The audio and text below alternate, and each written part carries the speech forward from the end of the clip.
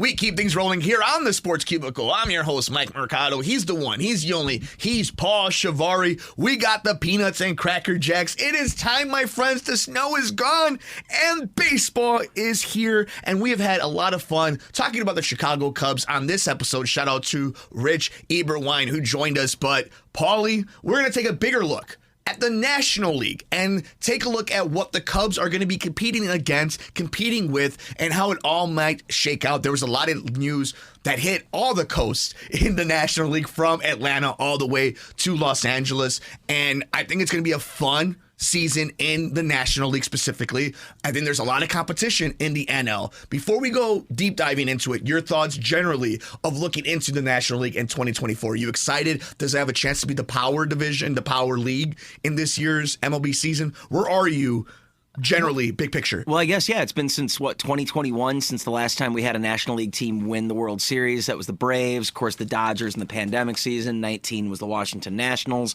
Completely different looking ball clubs than the three that I just named that were champions. However, Dodgers and Braves seem to be the popular two teams, the stacked two teams, the two favorites going into it. But my instant thought is it revolves around Shohei Ohtani and everything the Dodgers did in this offseason, because once again, they seem to be a traveling all-star team. Now, what do you think about this? We'll start in the NL West, and I think the big story that I am thinking about is everybody knows that the LA Dodgers are going to be the favorites. Hands down, not only the favorites in the West, favorites in the National League, maybe the favorites in the entire Major League Baseball universe, right? Yeah. But I wonder, playing in the NL West, is there a chance, not just a good chance, but like a real good chance, a likely chance that playing in the same division with the San Francisco Giants and the San Diego Padres, all that firepower, one injury, one bad slump, they not only just miss the National League West divisional race, but they might miss a wild card, which I don't think will happen. But that idea, that amount of competition, is that something we should be looking out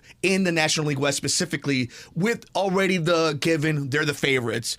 Is that more a storyline? Well, they still got to play the games. I mean, I remember the year that the Padres, they were stacked going into the season, and it looked like they were going to be the odds-on favorite to win, and they ended up being terrible. I think this was 2022 Padres, if I'm not mistaken.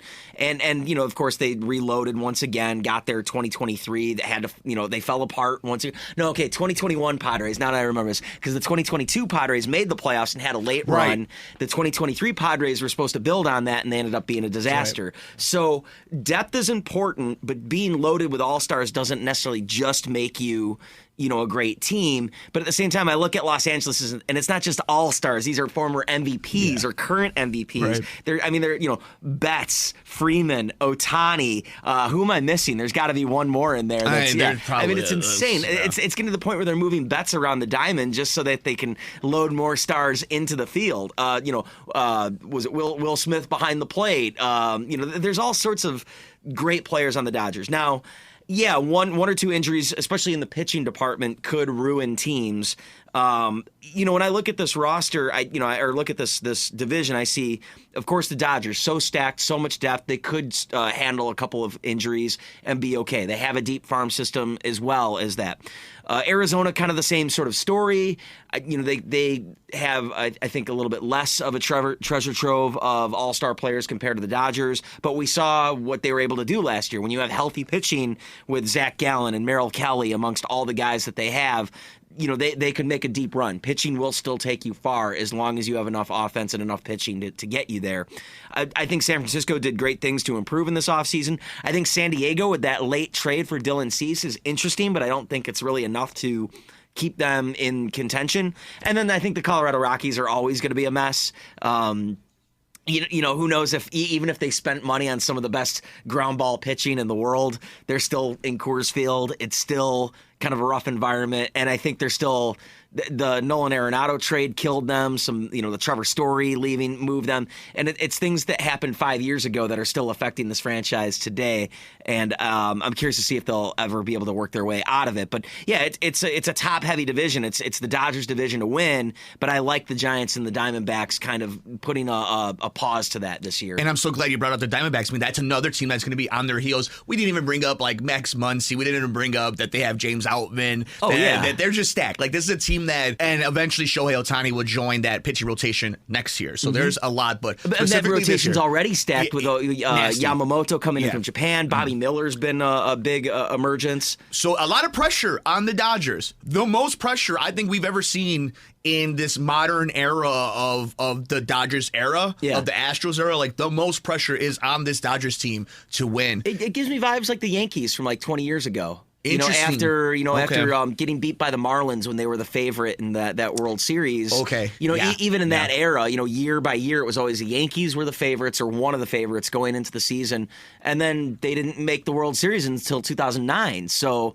and that was a completely different looking team than the ones that they fielded in 2004, 2005, 2006. So, I feel that's going on with the Dodgers right now, and I feel like there's a little bit more pressure because the pandemic World Series is an asterisk in the minds of a lot of fans. So you have to go back to 1988 for their last championship, whereas the Yankees were able to even in the mid 2000s, they still were fresh off of going to the World Series 4 out of 5 years and winning it 4 out of 5 years. I think that's a great point to bring up just recent history and the full context of it. And speaking of recent World Series, why don't we move on to the other coast? We move on to the East Coast in the NL East. We're here breaking down the National League on the Sports Cubicle. I'm Mike Mercado. He's Paul Chivari. And this is an interesting one. We're seeing how the Mets are trying to rearrange the organization after this new ownership. Phillies are going to be dangerous. They've made a lot of moves. Marlins, I think the Marlins could be one of these teams that could be sneaky above 500 type of good. They were last year. Yeah, so we'll see. Washington, I think, is going to be in the basement. But I want to know your big thoughts on the big team in this division. Is the Atlanta Braves. Is this clear cut that they're the best team in the National League or specifically in the NL East? Do they have a claim at that crown? How much are the Mets and Phillies going to be a hindrance to them trying to be the best team in the National League? Well, I think in years past, you'd throw the Mets into that mix with the Braves and the Phillies, but obviously the Mets took a step backwards trying to resolve what happened after spending too much in the Buck Showalter era and trying to right the ship in the Steve Cohen ownership era. It's going to be Atlanta or Philadelphia winning this division, in my opinion. Sure, Philadelphia always has Atlanta's number in October, but for some reason Atlanta kind of always wins the marathon of the regular season. So I'm going to go on that route. Until proven otherwise, I think the Braves are always the class of this division. We're keeping October out of this. That's a separate story. But yeah, it's Atlanta, Philadelphia, and then the rest. You're right. Miami, I think, I'm in agreement where Miami could be a sneaky team above 500, might be like on the tail end of a wild card appearance. I think the Mets are still going to right the ship, but you never know with them. They might be able to make a few moves that put them in the right position. They might be a team that surprises out of the gate and maybe can sustain that for a little bit.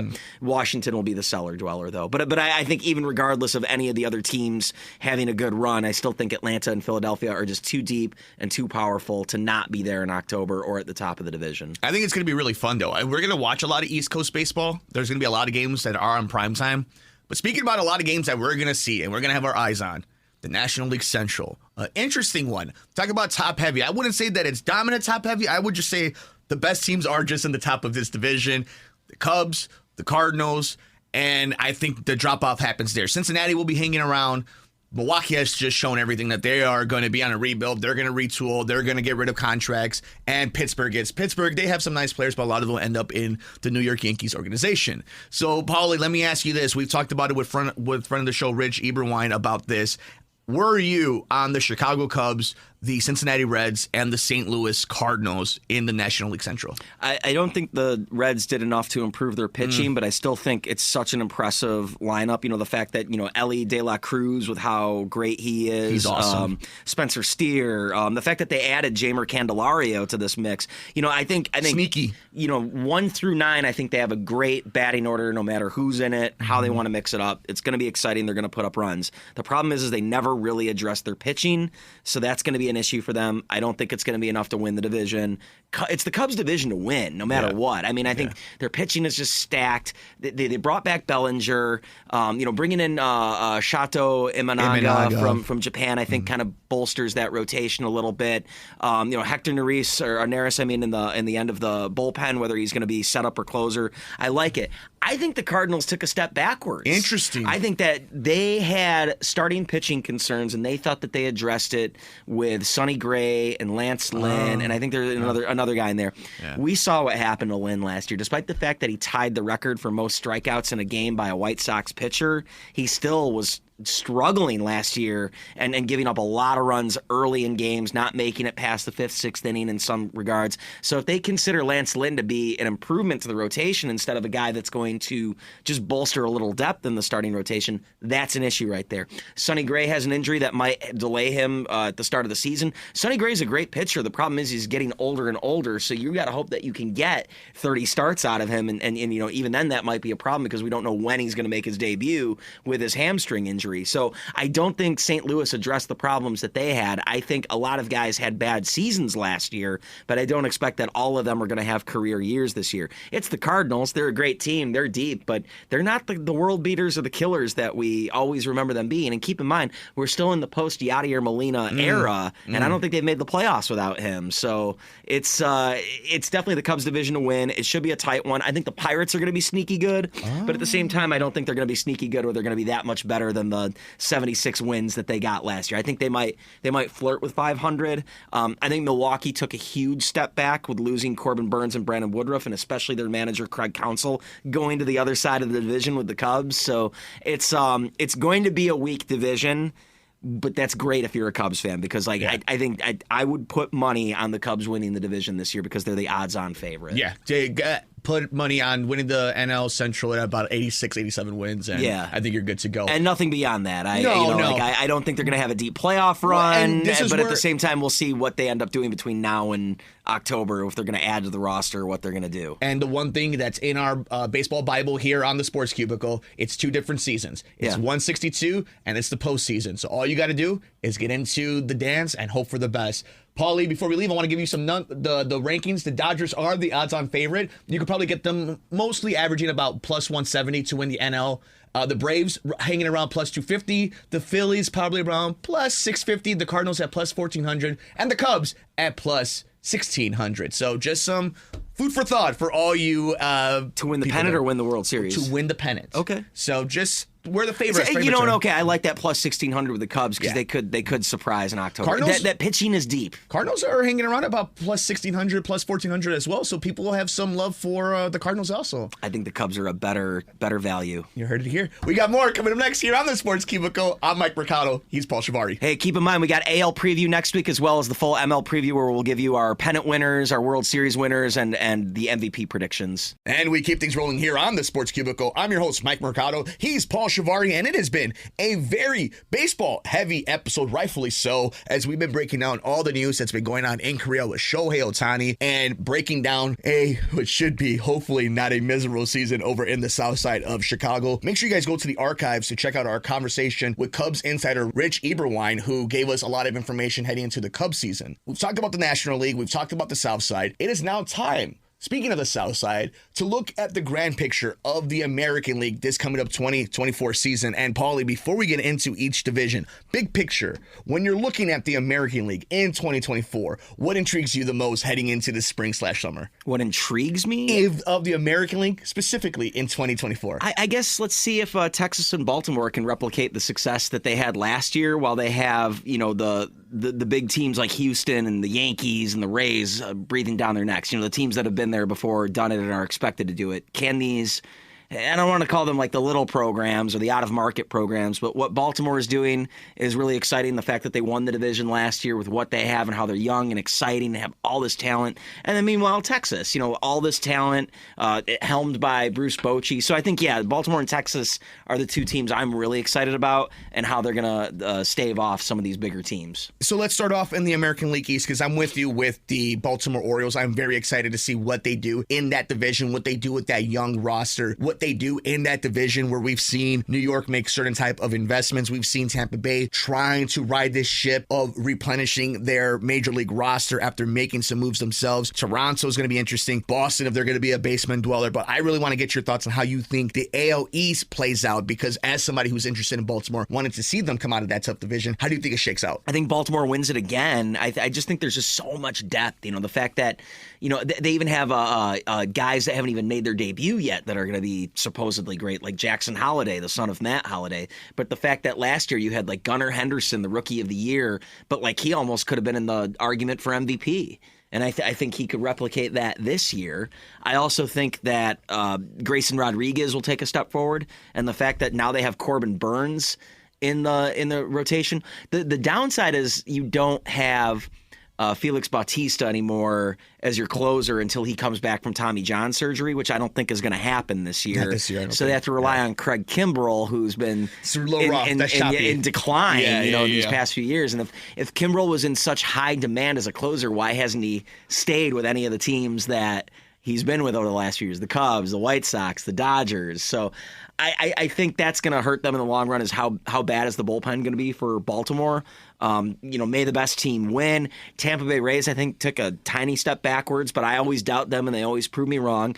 I always overvalue the Toronto Blue Jays, and they let me down, even though there's a ton of talent on that roster. And then there's always looming the Yankees, which how sick is that lineup going to be with, like, it's probably going to be like Rizzo into, leading off, or Rizzo at 5, or you have Volpe leading off into Soto, then you have Judge, and then Giancarlo Stanton. That's and I saw Stanton's ripped a couple home runs this spring that have gotten out of the park fast. So it's a sick lineup, but everyone's got to stay healthy, and we all know that Stanton has had health issues. Judge has been hit or miss season to season with his health, and of course Soto, he disappeared last year too. So needs some numbers to make that number though, right? To make that money, he's gonna have to have that big season, right? Like, and it will help doing it for the New York Yankees. Like when they're at their best, they're amazing and breathtaking, but when they're at their worst, they're useless. So that's the Yankees. Which Yankees are gonna get? In addition to Garrett Cole's gonna be missing some time, so I think that's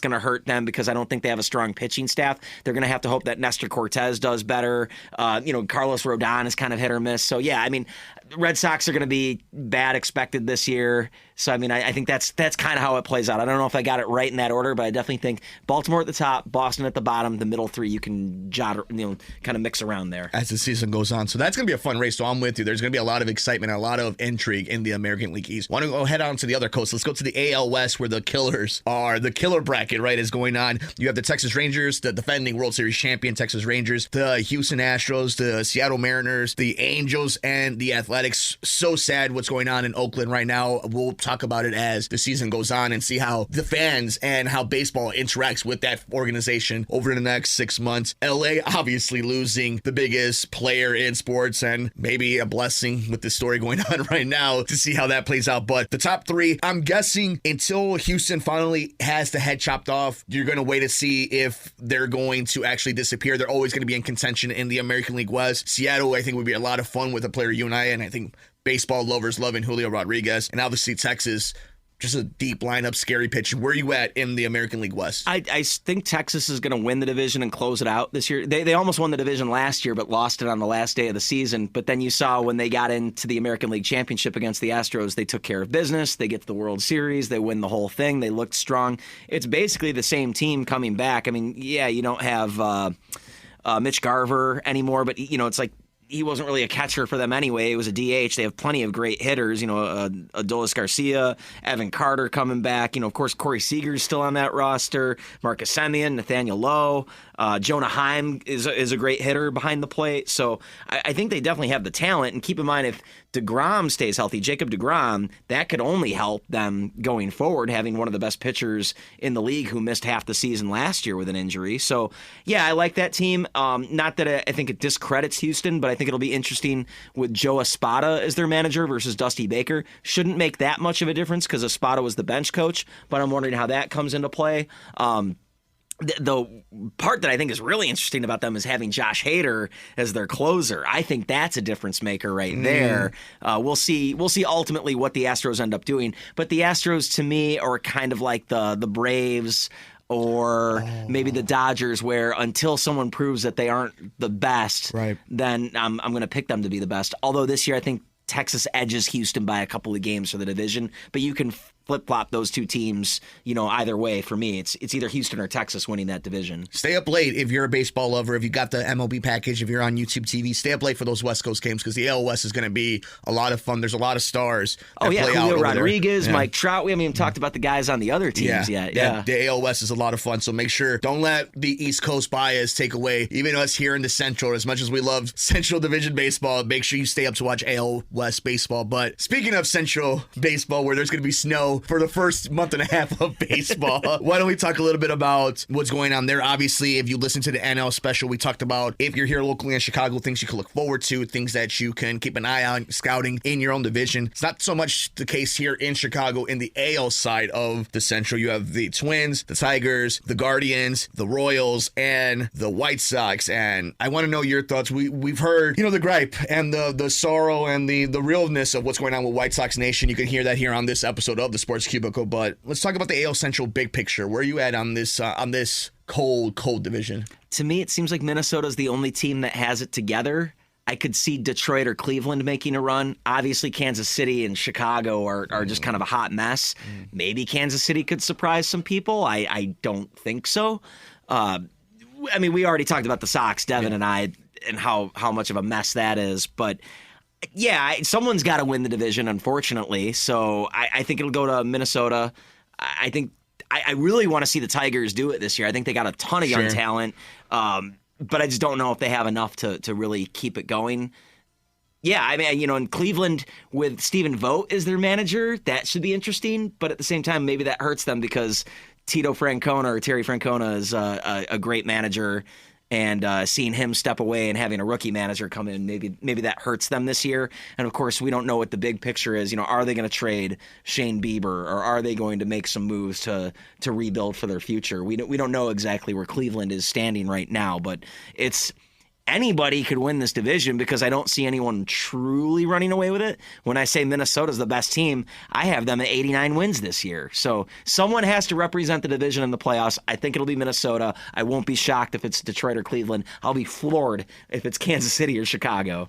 I think it's a good call with Minnesota. I don't think there's a real sneaky team on there, so I think that's a great pick by you, Paulie. But that's our AL preview. We have finally put them in the books, our National League and American League preview for the 2024 MLB season. I'm your host, Mike Mercado. He's Paul Chivari. We're here on the Sports Cubicle. Well, if we've made our predictions for the MLB regular season, if spring training is almost over and we have opening day already happening across the globe, that means it's time to put our money where our mouth is and make our predictions. Award season, hardware season, who's going to win pennants, who's going to win divisions. Paulie, you have this list up that we put up on social media. You want to go down this list really fast? I'll give you the award and you give me the winner. Okay. Ready?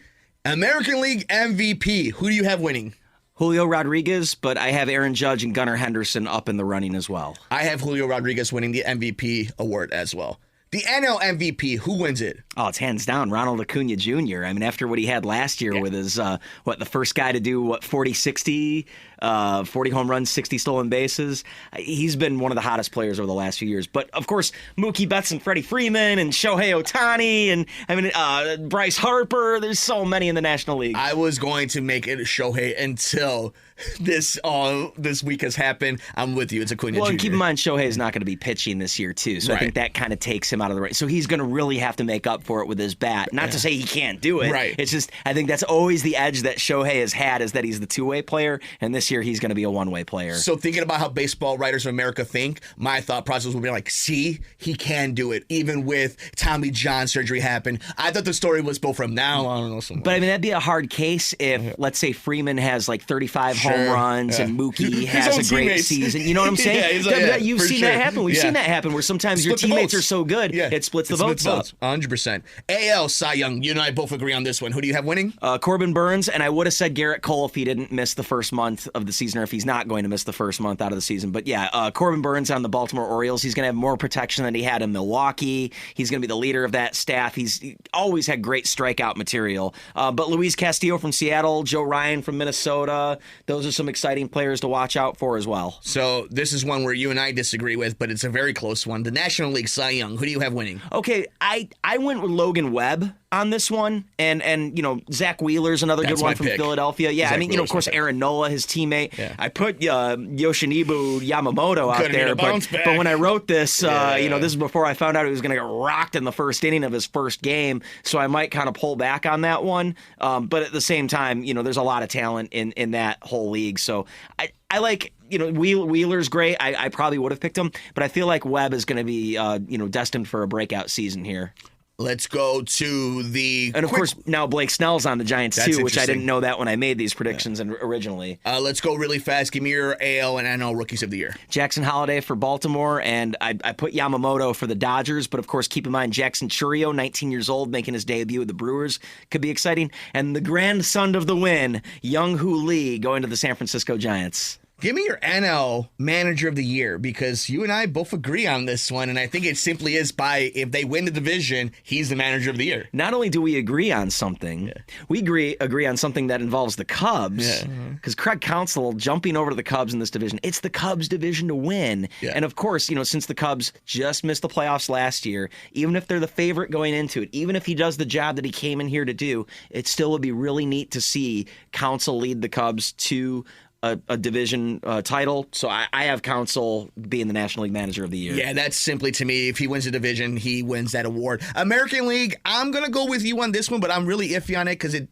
really depends on who wins again the division and where they were last season. Who do you have as the AL manager? See, and I picked someone that I think will have a losing record this year, but I think at the same time, I think they can kind of surprise people as well. I'm kind of holding out that as a dark horse team, Detroit can be better than how I projected them. And that's why I have AJ Hinch winning it, because I think if he can turn that team into a contender this year, then he's got to be the best one. But of course, Bruce Bochy getting his flowers for what he's doing with the Rangers that he didn't get last year. And Brandon Hyde, of course, I think he won it last year with the surprise that the Orioles had. He truly might be one of the best managers we have in the league right now. All right, Paulie, it's time for the big ones. What's your ALCS matchup? I got the Houston Astros getting revenge on the Texas Rangers 4-2. I have the Houston Astros beating the Baltimore Orioles in 7 games. So I'd love Texas versus Baltimore, I think would be a good one, but I think you interchange those 3 teams however you'd like, and I think that'd make for a great ALCS. In the NLCS, Paulie, who do you have? So, I mean, the standard bearer, I think, would be the LA Dodgers with how much money they spent and all the expectations that are riding on them. But, of course, out in the East, you've got the Atlanta Braves, who have always been in there. I mean, sure, Philadelphia could spoil the party. The Cubs could be really hot this year. We don't know exactly how great they're going to be. Arizona, nobody expected to make it to the World Series last year. So, but yeah, Dodgers over the Braves, 4-2. I have the San Francisco Giants losing to the Philadelphia Phillies in the NLCS. I love it. In the World Series, Paulie, who do you have winning we've the whole got thing? a repeat of the 2017 World Series, exacting revenge on the trash can gate. The Dodgers beat the Astros 7 games. Freddie Freeman is your MVP. Houston will lose the World Series to the Philadelphia Phillies in 7 games. Ooh, you got a repeat of the 2022 World Series, but the Phillies exact revenge. It's going to be a fun MLB season. Paulie, you want to take us home on this entire journey as we've gone? We've talked about the White Sox. We've talked about the Cubs. We've broken down the NL. We've broken down the AL. We've given you pennants, and we've given you World Series winners. Any thoughts before we finally get to official opening day here in the United States for the Major League Baseball 2024 season? I hope it's a good season. Baseball's always going to baseball, so let the cards fall where they may. I just hope that we're not in for more disastrous surprises like Shohei Ohtani having a gambling problem. And if there is, stay right here and stay tuned to the Sports Cubicle because we will break it all down. Enjoy opening day of Major League Baseball. Enjoy all our content as we have the summer-long marathon. I'm your host, Mike Mercado. He's Paul Chivari. It's been the Sports Cubicle. Has anybody seen Rob Manfred?